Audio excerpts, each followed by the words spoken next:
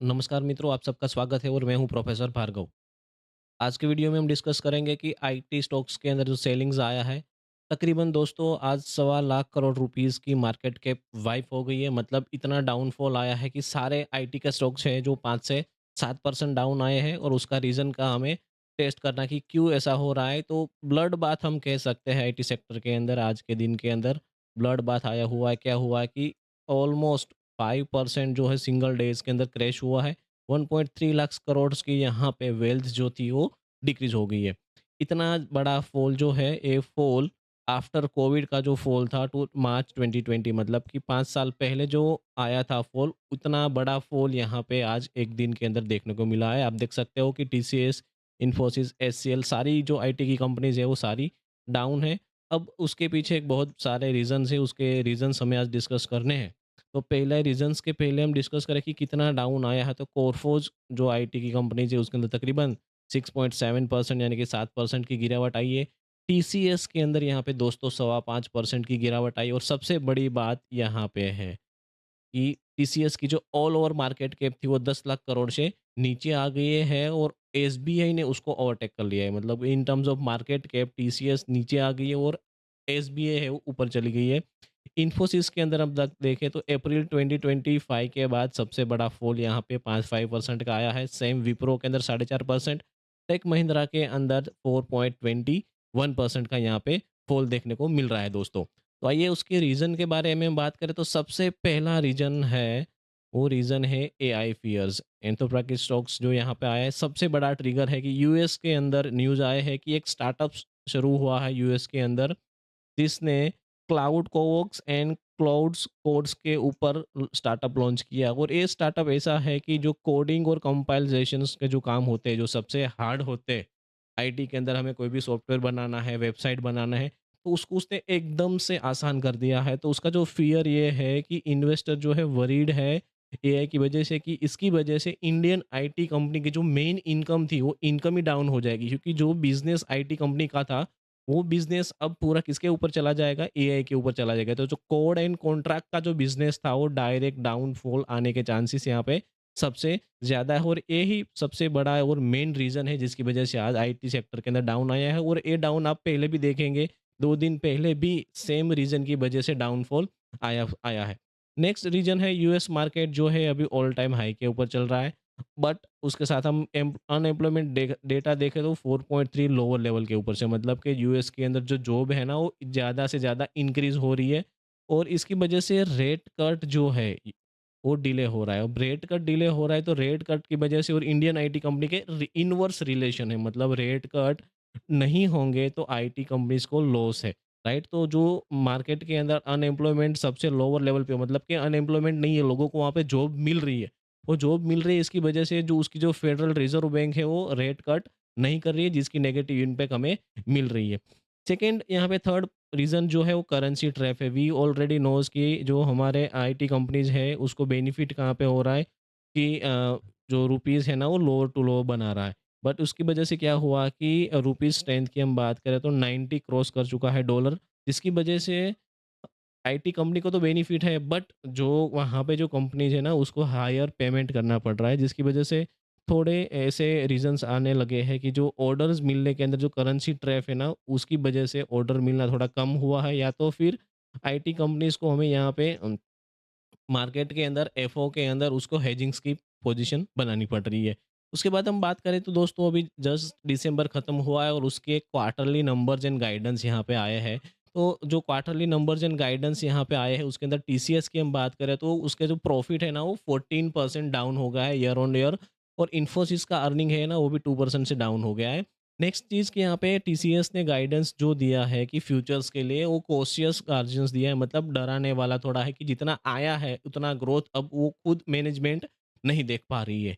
उसके बाद इन्फोसिस के अंदर बात करें तो यहाँ पे लेबर कोड एडजस्टमेंट उसको करना पड़ा था, उसकी वजह से तकरीबन 1300 करोड़ रुपीज़ उसको पे करने पड़े थे, जिसकी वजह से 2% की यहाँ पे उसको प्रॉफिट जो है वो डाउन आया हुआ है। और सबसे बड़ी बात है कि जो नेट न्यू प्रॉब्लम्स जो है, ये हाई टोटल कॉन्ट्रैक्ट वैल्यू जो कॉन्ट्रैक्ट वैल्यू थी बट जो 4.8 बिलियन थी वो 57% इज़ अ न्यू बिज़नेस, मतलब जो रिन्यूअल बिज़नेस थे। अब तक के जो आईटी कंपनीज़ के अंदर सबसे बड़ा बेनिफिट था कि उसको रिन्यूअल बिज़नेस मिल रहे थे, मतलब कॉन्ट्रैक्ट रिन्यू हो रहे थे, तो उसकी इनकम मिल रही थी। अब क्या हो रहा है कि सबसे ज़्यादा कॉन्ट्रैक्ट उसको वन टाइम मिल रहे हैं। तो शायद इसको ये रीज़न ये हो सकता है कि उसको यूएस की कंपनीज़ के अंदर, यूएस की जो आईटी कंपनीज़ है ना, उसको ज़्यादा प्रोडक्ट या तो ऑर्डर दूसरी टाइम मिल रहा है, हमारी कंपनीज़ को नहीं मिल रहा है।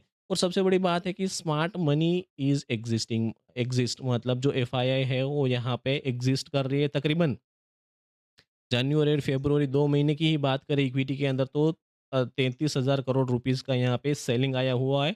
और इस सेलिंग की इस रीज़न ये है कि रिस्क ऑफ सेंटिमेंट से जो फंड है ना वो सेफर यूएस बॉन्ड की ऊपर, जो क्योंकि यूएस के अंदर रेट कट नहीं हुए, इसकी वजह से बॉन्ड के यील्ड है ना वो हाई पे जा रहे हैं। तो सेफर साइड हमें पता है कि बॉन्ड जो है ना वो सेफेस्ट है, वहाँ पे फिक्स इनकम मिल रही है। तो जो फॉरेनर जो है एफआईआई है वो वहाँ पे इन्वेस्टमेंट कर रही है और इंडिया के अंदर से वो पैसे निकाल रही है। तो उसकी वजह से क्या हो रहा है कि कंटिन्यूअस सेलिंग प्रेशर आ रहा है और सेलिंग प्रेशर की वजह से स्टॉक जो है ना वो अभी डाउन जा रहा है। नेक्स्ट पॉइंट की हम बात करें तो दिस इज अ क्रैश और a correction. Now the question is there कि इसको हम क्रैश बोले या करेक्शन बोले। तो नॉर्मली 0 to 10% को हम करेक्शन नॉर्मल बोलते हैं। 10 to 20% यदि कोई स्टॉक मार्केट या सेक्टर डाउन आता है तो उसको हम करेक्शन बोलते हैं। और बियर मार्केट तब बोलेंगे जब 20% से ज़्यादा है। हाँ, व्हाट हैपन करंट स्टेटस क्या है आईटी का, तो हम देखेंगे कि आईटी जो है वो 20% डाउन है from the 52 week high.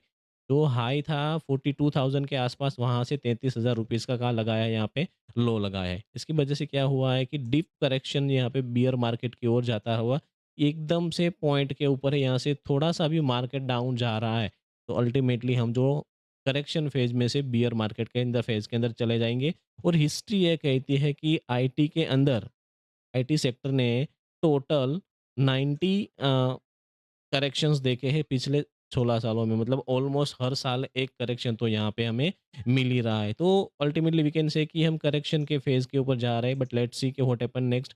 Technical analysis की हम बात करें तो निफ्टी आईटी इंडेक्स की बात करें तो इनसाइड ट्रेड ब्रोकन है, यहाँ पे डाउन साइड है, कंटिन्यूस एक सपोर्ट लेके ऊपर गया था, फिर से सपोर्ट जो था वो उसको तोड़ के अगेन गया है और यहाँ पे रुका हुआ है।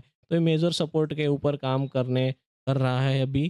तो ओवरसोल्ड ज़ोन के अंदर ऑलरेडी है, तो शायद थोड़ा-सा बाइंग अपॉर्च्युनिटी आ सकती है, बट अगेन आरएसआई 30 के लोअर है, तो ओवरसोल्ड पोज़ीशन तो है, शायद मार्केट में बाइंग आ सकता है, बट वी कांट से कि श्योरिटी नहीं दे सकते कि वो बाइंग जो है वो सस्टेन हो पाएगा कि नहीं हो पाएगा। इन्वेस्टर्स पैनिक है, तो यहाँ पे स्ट्रैटेजी एज़ अ इन्वेस्टर क्या होनी चाहिए? तो पहली है कि डोंट स्टॉप एसआईपी। यदि आप एसआईपी के थ्रू पैसे इन्वेस्टमेंट कर रहे हो, तो आप यहाँ पे इतना मतलब डरने की कोई बात नहीं है। लॉन्ग टर्म व्यू की हम बात करें तो long term view AI is evolutions, right? अभी ऐसा हो रहा है कि एआई जो है उसकी वजह से डर पैदा हुआ है, बट अल्टीमेटली नोज़ हमें इतना पता है कि ये इतना इम्पोर्टेंस है, तो जो आईटी कंपनीज़ है उसको भी पता होगा कि इतना यूज़फुल है। तो शायद जो भी इन्फोसिस ऐसे हमारी जो बड़ी-बड़ी कंपनीज़ हैं, वो एआई टूल खुद भी एडॉप्ट करके आगे काम कर सकती है। रिस्क मैनेजमेंट यहाँ पे ज़रूर है। एक चीज़ ध्यान में रखना कि लीवरेज को इस टाइम पे हमें अवॉइड करना चाहिए, क्योंकि जब फ़ियर की सिचुएशन है और मार्केट क्रैश होता है और आपने लीवरेज किया है, तो शायद आपको सबसे ज़्यादा प्रॉब्लम हो सकती है। रिकवरीज़ की बात करें हम, यहाँ पे एक लेशंस मैंने एक पूरा चार्ट बनाया है कि किस तरीके से काम हुआ है कि 2008 के अंदर क्राइसिस आया तब 60% डाउन हुआ था। फिर पोर्टफोलियो 5 इयर्स के अंदर डबल हो गया था, जो पिछला जो हाई था उसको क्रॉस कर दिया था। फिर कोविड आया, 40% डाउन आया और अगेन जो मार्केट के अंदर इंडेक्स है ना वो ट्रिपल 3 गुना हो गया था और 2026 के अंदर हाई लगाया और पिछले दोनों हाई को उसने क्रॉस कर दिया था। अब यहाँ पे इस डिप के ऊपर हम खड़े हुए हैं। तो यदि आपके मेरा एज़ अ प्रोफेसर जो मेरा रिसर्च का एनालिसिस ये कहता है कि ये डीप करेक्शन जो है वो एवरी टाइम्स हमें एक बेस्ट एंट्री पॉइंट देता है, यदि हमारा टाइम होराइज़न जो है वो 5 से 10 मिनट का है। नेक्स्ट बात करें दोस्तों,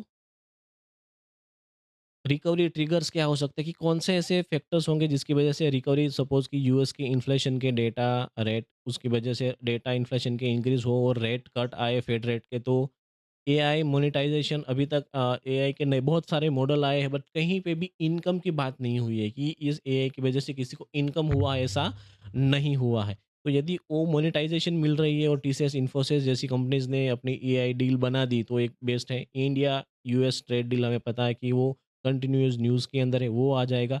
बजट के अंदर फॉरेन फर्म्स जो है वो नए टैक्स हॉलीडेज यहाँ पे कुछ मिल रहे हैं, तो मिल जाए तो उसकी वजह से सेलिंग रुक सकता है।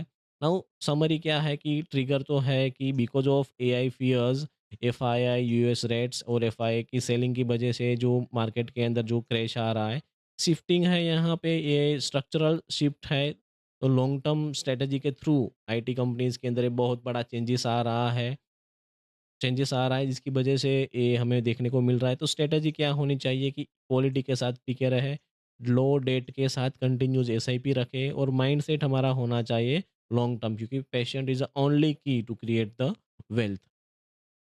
नेक्स्ट पॉइंट है दोस्तों, यदि this is a general disclaimer और ऐसे ही वीडियो आपको चाहिए हिंदी लैंग्वेज में, तो आप हमारी चैनल को सब्सक्राइब कर सकते हैं। ऐसे ही वीडियो आते रहेंगे, इन्फॉर्मेटिव होंगे। तो वीडियो को लाइक करिएगा, शेयर करिएगा। धन्यवाद दोस्तों।